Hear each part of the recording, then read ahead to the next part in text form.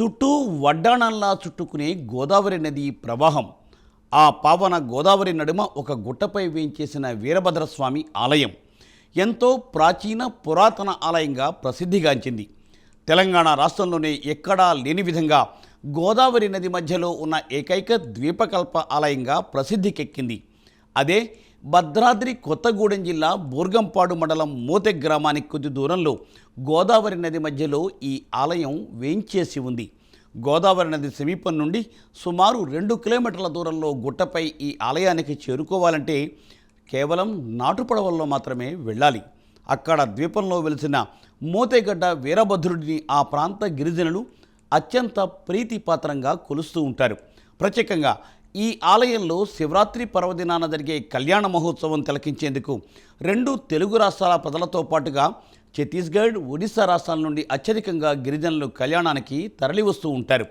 గోదావరి నీటి ప్రవాహం ప్రమాద స్థాయికి మించి ప్రవహించినప్పటికీ ఆ ఆలయం మాత్రం పురాతన కాలం నుండి ఇప్పటి వరకు ముంపునకు గురి కాలేదని పూర్వీకులు చెబుతూ ఉంటారు.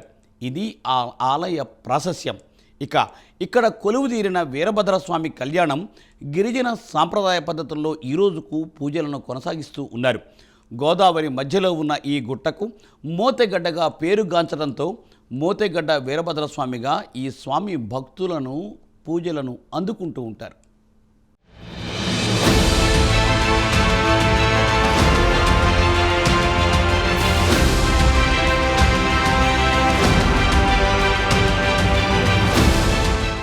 సాధారణంగా శివాలయంలో ఎక్కడైనా కూడా ఆలయం ముందు నందీశ్వరుడు కొలువుదీరి ఉంటాడు. ఆలయాన్ని భక్తులు దర్శించుకున్న సమయంలో స్వామివారితో పాటు నందీశ్వరుణ్ణి దర్శించుకోవడం జరుగుతుంది. కానీ ఇక్కడ విచిత్రం ఏమిటంటే వీరభద్రస్వామి ఆలయానికి తూర్పు భాగంలో నంది విగ్రహంతో పాటు సూర్యదేవుని ఆలయం ఉండడం విశేషం. ఈ ఆలయానికి సూర్యభగవానుడే క్షేత్రపాలకుడిగా ఉండడంతో వీరభద్రుని, సూర్యభగవానుణ్ణి ఒకే చోట దర్శించుకునే భాగ్యం భక్తులకు కలుగుతుంది. గత ఏడాదిలో వచ్చిన గోదావరి వరదలకు వరద ఉధృతి ప్రమాదకర స్థాయిలో ప్రవహించడంతో ఆలయం చుట్టూ ఏర్పాటు చేసిన ప్రహరీ కొంతమేర దెబ్బతింది. కాగా ఈ ఆలయం గోదావరి మధ్యలో ఉండడంతో విద్యుత్ సౌకర్యం లేదు.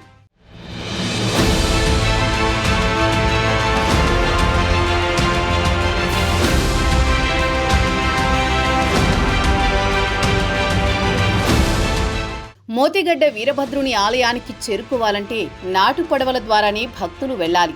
భక్తులు నాటు పడవలతో గోదావరి నదిని దాటి నది మధ్యలో ఉన్న ఆలయాన్ని దర్శించుకోవడం జరుగుతుంది. వరదలు, వర్షాల సమయంలో గోదావరి నది ప్రవాహం అధికంగా ఉండడంతో భక్తులు స్వామివారిని దర్శించుకోవాలంటే నాటు పడవల ద్వారానే రావాల్సి ఉంటుంది. అదేవిధంగా శివరాత్రి సమయంలో స్వామివారికి నిర్వహించే కళ్యాణంను తిలకించేందుకు రావాలన్నా ఇదే పరిస్థితి.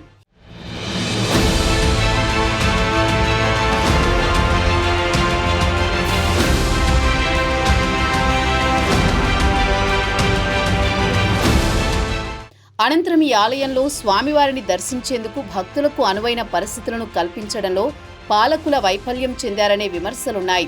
ప్రభుత్వాలు మారుతున్నా ఆలయ అభివృద్ధి మాత్రం అలానే ఉండిపోయిందని భక్తులు పేర్కొంటున్నారు.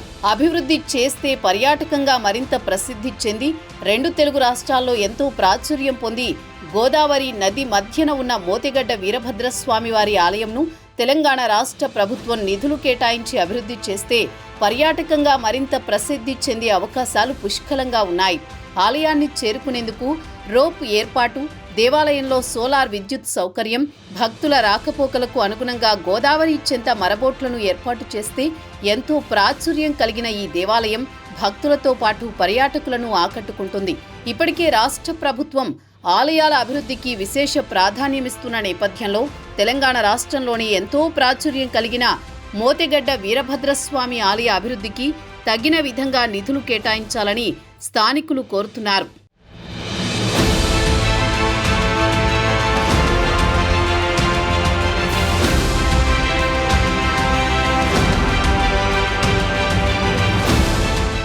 మహాశివరాత్రిని పురస్కరించుకుని ప్రస్తుతం ఆంధ్రాలోని పశ్చిమ గోదావరి జిల్లా కుక్కునూరు మండలం పెదరావిగూడెం గ్రామంలో గోదావరి ఒడ్డున ఉన్న శ్రీ పార్వతీ సమేత కేదారేశ్వర స్వామివార్ల ద్వాదశ జ్యోతిర్లింగ క్షేత్రానికి భక్తులు వేల సంఖ్యలో తరలి వెళ్తారు.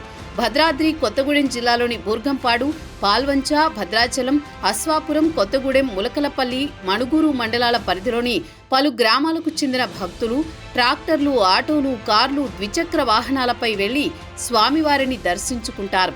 మహాశివరాత్రిని పురస్కరించుకుని ఆలయ కమిటీ సభ్యులు భక్తులకు ఎటువంటి ఇబ్బందులు కలగకుండా ప్రత్యేక ఏర్పాట్లు చేస్తున్నారు.